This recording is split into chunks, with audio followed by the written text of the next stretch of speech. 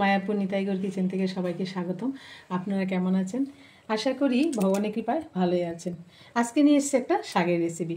আপনাদের সাথে এই শীতের দিনে একটা সুন্দর শাক রান্না করে শেয়ার করব।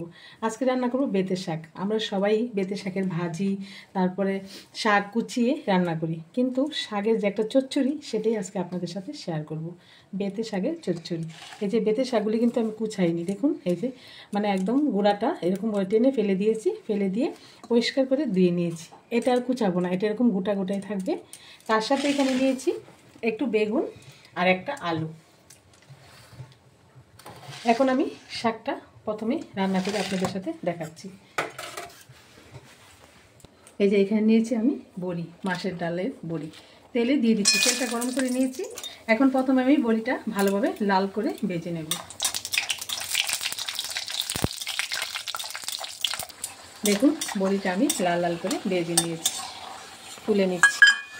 আর এই বড়িটা খুব সুন্দর করে একটু লালচে করে ভেজে নিলে না শাকে দিলে খুব ভালো লাগে। এবার প্রথমে আমি বেগুনটাকে একটু ভেজে নিই, দিয়ে দিলাম বেগুনটা। আর এটা দিয়ে দিচ্ছি স্বাদ মতো লবণ আর একটু হলুদ গুঁড়ো। এই যে বেগুনটাও ভাজা হয়ে গেছে, আমি তুলে দিচ্ছি বেগুনটাকে।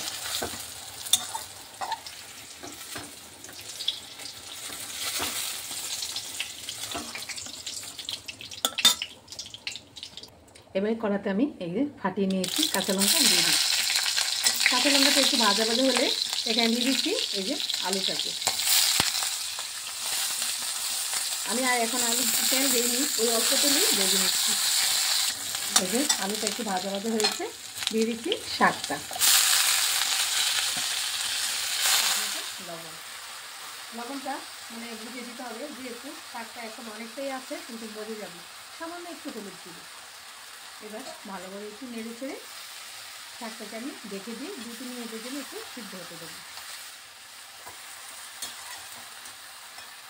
এবার ডাকনাটা খুলে দিচ্ছি।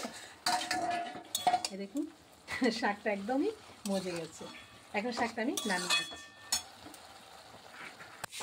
এই যে নামিয়ে আমি কড়াতে তেল দিয়ে দিলাম। তেলের মধ্যে দিয়ে দিচ্ছি একটা শুকনো লঙ্কা ফাটি, একটা গোটা। ভালো করে লঙ্কাটা একটু ভেজে নিচ্ছি। দেখুন শুকনো লঙ্কাটা ভালোভাবে ভেজে নিয়েছি।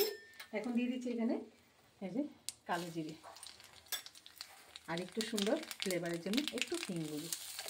ভালো করে লঙ্কাটা কালো জিরাটা ভালোভাবে ভেজে নিয়েছি। দিয়ে দিচ্ছি এখানে এই যে শাকটা।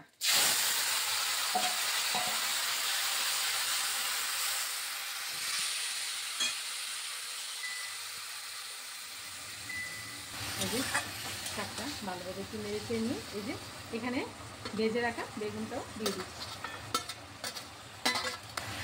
ভালোভাবে বেগুন শাক একটু কষিয়ে নিচ্ছি। এই শাকের চচ্চড়িটা খুব ভালো লাগে। গরম রাইসের সাথে আপনারা ভগবানকে বুগলাই প্রসাদ পেয়ে দেখবেন, খুবই ভালো লাগে। আর যেহেতু এখানে একটু জল উঠেছে শাক থেকে, তার জন্য এখানে আমি একটু চালের গুঁড়ো দিয়ে দিচ্ছি। এটা আপনারা চালের গুঁড়োর পরিবর্তে চালের গুঁড়ো না থাকলে একটু আটা বা একটু ময়দাও ব্যবহার করতে পারেন। দিলে কী হবে, জলটা শুকিয়ে যাবে আর ভালো লাগবে, একটু মানে মিশে যাবে। এখানে দিয়ে দিচ্ছি স্বাদ মতো একটু চিনি। চিনিটা কী করে আমাদের স্বাদের এইটা, এই যে শাক একটু পাঁচশো ভাগ থাকে, তার জন্য এই মিষ্টিটা দেওয়াতে এটা স্বাদটা একটু বেড়ে যাবে। একটু হালকা করে আমি একটু শাকটাকে একটু ভাজা ভাজা, এই দেখুন শাকটা ভাজা ভাজা হয়ে গেছে, জলটাও শুকিয়ে গেছে, কিন্তু একটু নেড়ে ফেলে আমি নামিয়ে দিচ্ছি। রেডি হয়ে গেল শাকের চচ্চড়িটা। দেখুন রেডি হয়ে গেল শাকের চচ্চড়ি। এরকমভাবে আমি সব কিছু বানিয়ে নিয়েছি। আর এখন যেহেতু বড়ি ভেজে রেখেছি, একটু হাফ ভাঙা করে গুঁড়ো করে দিয়েছি, এর উপরে ছড়িয়ে দিচ্ছি। একবার আপনারা এই শাকটা ট্রাই করবেন, ট্রাই করে ভগবানকে গরম রাইসের সাথে ভোগ লাগিয়ে প্রসাদ পেয়ে দেখবেন। আর শাক ভগবানের অত্যন্ত প্রিয়, শাক আর রাইসের সাথে ভোগ দেবেন আর আপনারা প্রসাদ পাবেন। আর আজকে ভিডিও এখানে শেষ। সবাই ভালো থাকবেন, সুস্থ থাকবেন। আবার দেখা হচ্ছে পরের ভিডিওতে। হরে কৃষ্ণ।